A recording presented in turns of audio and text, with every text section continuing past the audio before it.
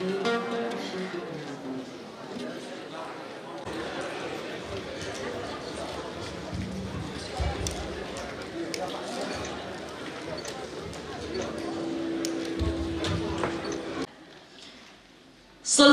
في الإرهاب وممارسة العنف ضد الأحرار وتهديد مناطقنا وزعزعة الاستقرار عبر شن الهجمات على المدن والقرى الأمنية وتدمير البنية التحتية الخدمية في سعة توجيع وسكان المنطقة ودفعهم للهجرة ونزوحه كما فعلت ذلك في عام 1915 بحق الشعب الأرمني.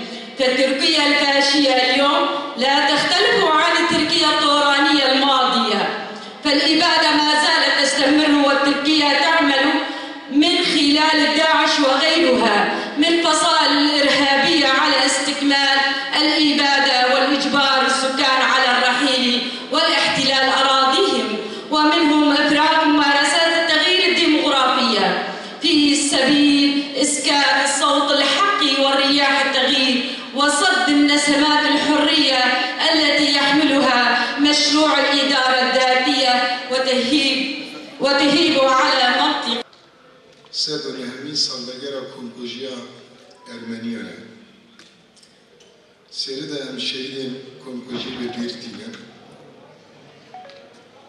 وحمو شاهدين كومبوجي كوهاتنا كرن سردستي عثمانية سردستي فاشستين ترك جيريزينا هركا بين بيراني جارنا مانا دبرسه ev kompojiş bu çağdakirin. Sebep çi bu? Milyon nivek Ermeni vere kırkirin, vere katilkirin, vere kuşkirin. Bir suç, bir zem. Jin dibe, zarur dibe, ihtiyar dibe, xur dibe. Ki hasabı beda? Yani ev milyon nivek دبيجن مليون يبقى بلكي 2 مليون جهة